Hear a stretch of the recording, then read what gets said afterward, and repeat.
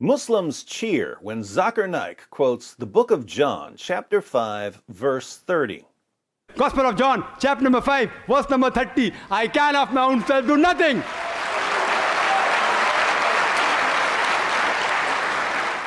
Naik doesn't bother to give the context of the verse, but he offers it as a proof text against the deity of Christ and the doctrine of the Trinity.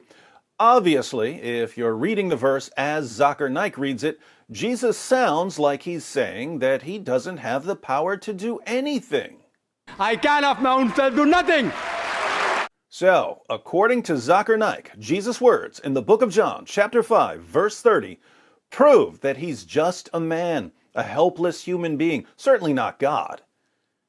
You can learn a lot about a man by considering how he reads the Bible. What can we learn about world-famous Muslim apologist Zakir Naik from his treatment of John 5:30? Let's find out by doing something that people like Zakir Naik don't want their listeners to do ever. We're going to read the passage. I'll just summarize the first 15 verses of the chapter. Jesus heals a man on the Sabbath, and this upsets the Jewish leaders. They regard miraculously healing someone as work, and you're not allowed to work on the Sabbath. We'll pick up the story in verse 16 of the chapter Zakir Naik quotes to show that Jesus is just a helpless human being. And this was why the Jews were persecuting Jesus, because he was doing these things on the Sabbath. But Jesus answered them, "My Father is working until now, and I am working." Uh-oh. You see, Jews weren't allowed to work on the Sabbath. But there was a discussion among the Jewish rabbis. They reasoned that since God sustains the universe even on the Sabbath, God works on the Sabbath. Jews don't get to work on the Sabbath, but God works on the Sabbath. How does Jesus answer the Jewish leaders when they complain that he's working on the Sabbath? He says, "My Father is working until now, and I am working." Like Father, like Son. Now, what does he sound like he's saying here? If Jesus says, "Yeah, I know human beings aren't supposed to work on the Sabbath, but God the Father is working on the Sabbath, so I'm working on the Sabbath too, because I'm the Son," what does he sound like he's claiming? He sounds like he's claiming to be in the same category with God. And as the next verse shows, that's exactly what the Jewish leaders thought he was saying. Look at the heading, by the way. Verse 18, "This was why the Jews were seeking all the more to kill him, because not only was he breaking the Sabbath, but he was even calling God his own Father, making himself equal with God." In the Bible, people or groups of people can be children of God in various ways. We're all children of God in the sense that God created all of us. This is the basis for Ahmed Deedat's sons by the tons response. Oh, you claim that Jesus is the Son of God, but God has lots of sons in the Bible. Yeah, there are lots of sons of God in the Bible, but the phrase Son of God is used in different ways. The question is, what does the phrase Son of God mean when it's applied to Jesus? Does it mean something more than when it's applied to me? In this passage, Jesus is claiming to be the Son of God in a unique way. When he says that the Father is working on the Sabbath, so he's working on the Sabbath, the complaint is that he's calling God his own Father, making himself equal with God.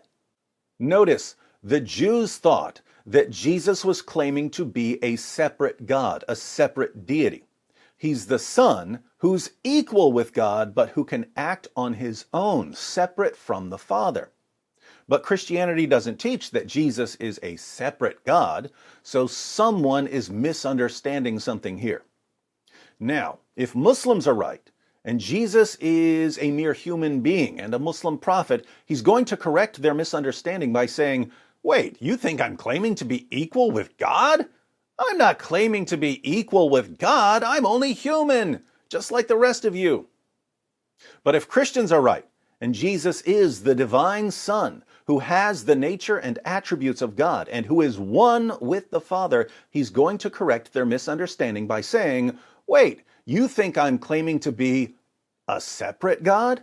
I'm not claiming to be a separate God. Yes, I'm God, but I don't act on my own. Everything I do comes from the Father because I'm one with the Father. Let's see what Jesus does. Verse 19. So Jesus said to them, truly, truly, I say to you, the Son can do nothing of his own accord. Oh no, Christians. Jesus says that he can do nothing of his own accord. That sounds very similar to verse 30, where Jesus declares, I can of my own self do nothing. But wait a minute. When Jesus says that he can do nothing of his own accord, does he mean that he's a helpless human being? Or does he mean that he can't do anything separately from the Father because he's one with the Father? Let's at least read the entire verse before we decide.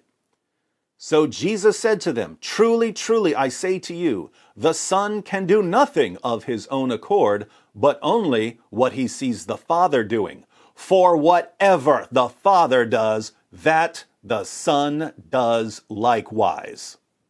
Jesus does whatever the Father does? What mere human being, what mere prophet would say, everything that God does, I do too?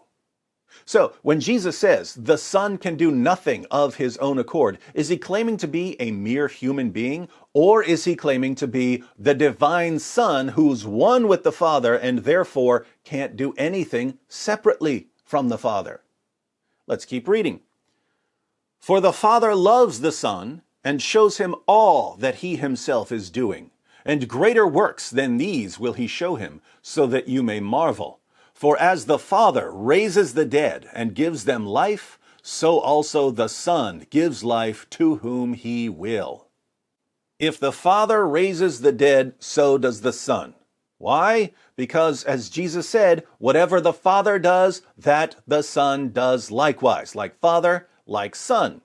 Let's continue. For the Father judges no one, but has given all judgment to the Son. Red alert, red alert, theological red alert. Jesus says that the Father judges no one, but has given all judgment to the Son. But according to the Old Testament, God is the final judge. In chapter 3 of the book of the prophet Joel, God declares that the nations will be gathered and that he will sit to judge all the surrounding nations. The Quran also claims that God is the final judge. In Surah 22, verse 56, Allah declares, the sovereignty on that day, the day of judgment, will be that of Allah, the one who has no partners. He will judge between them. Allah is the final judge according to Islam. But Jesus says that the Father judges no one, but has given all judgment to the Son. There are two possibilities here. Either the Bible and the Quran are wrong and God isn't the final judge because he's handed all judgment over to a helpless human being, or God is indeed the final judge because Jesus is God, and within the nature of the one God, the Father has given all judgment to the Son. But why would the Father give all judgment to the Son? Jesus tells us. For the Father judges no one, but has given all judgment to the Son, that all may honor the Son just as they honor the Father. Father and Son are one, but the Father hands all judgment over to the Son so that all may honor the Son just as they honor the Father. Tell me, do we honor mere human beings the same way we honor the Father? Of course we don't. Do we honor human prophets the same way we honor the Father? Absolutely not. What is the only possible basis for honoring the Son just as we honor the Father? The only way we would honor the Son just as we honor the Father is if the Son has the same nature and attributes as the Father. Side note, Where did Jesus say, I am God, worship me? Common question from Muslims.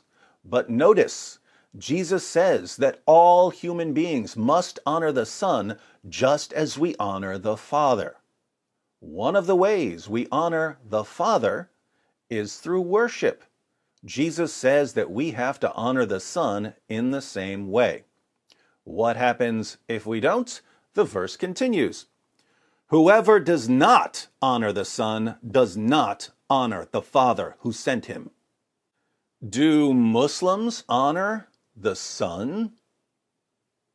Does Zakir Naik honor the Son? According to Jesus, since they don't honor the Son, they dishonor the Father. And this is the chapter that Muslims go to in order to prove that Jesus was just a human prophet of Islam. This chapter condemns them. But there's more. Jesus declares, Truly, truly, I say to you, whoever hears my word and believes him who sent me has eternal life. He does not come into judgment, but has passed from death to life. Truly, truly, I say to you, an hour is coming and is now here when the dead will hear the voice of the Son of God, and those who hear will live. Wait a minute. Jesus is the one who raises the dead? I wonder if he simply means that he raises particular people when he performs miracles. Because if he means that he raises the dead at the resurrection, we're going to have another theological red alert. For as the Father has life in himself, so he has granted the Son also to have life in himself. And he has given him authority to execute judgment because he is the Son of Man. Ha!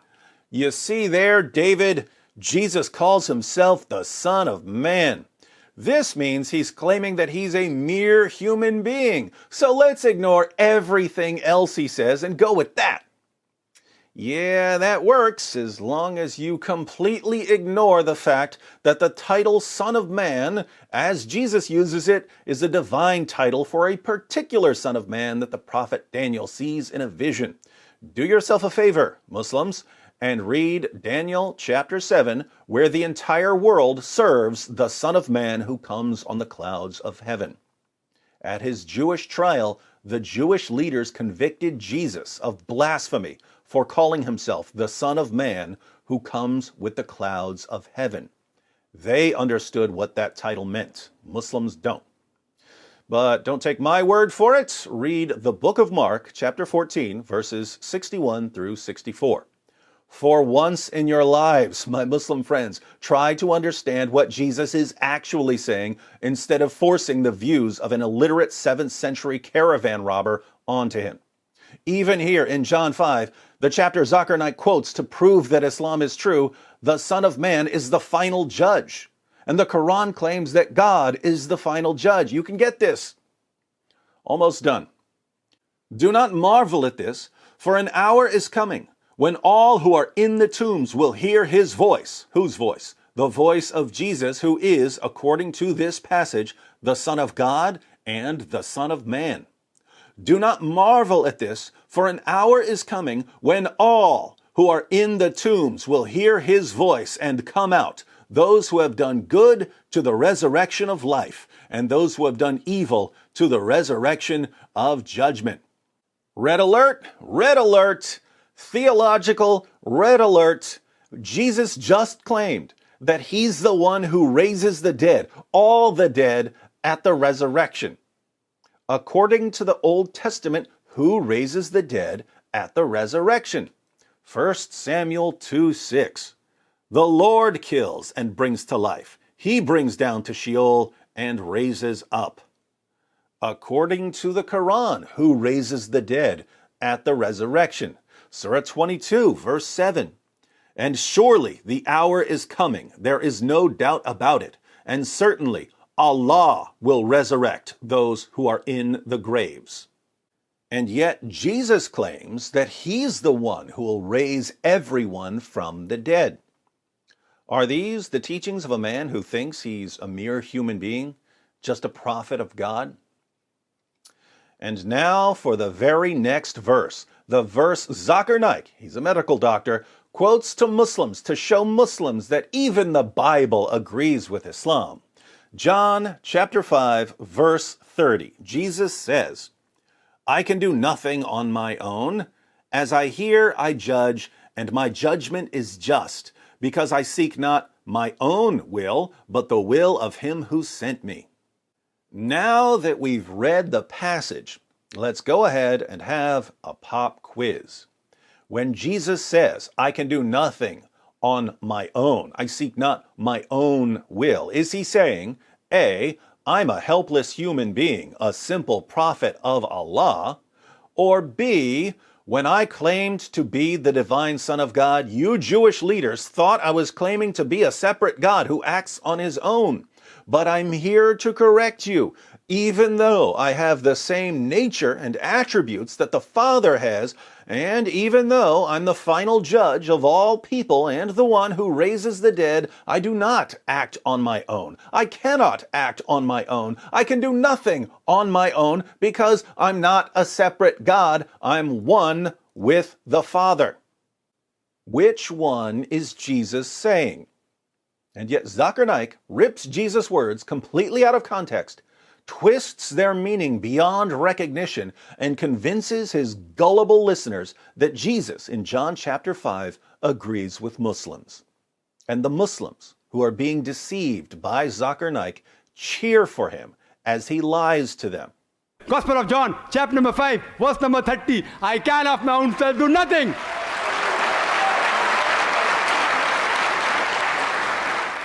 Why do Islam's most popular speakers and apologists constantly lie about Jesus in order to deceive their listeners?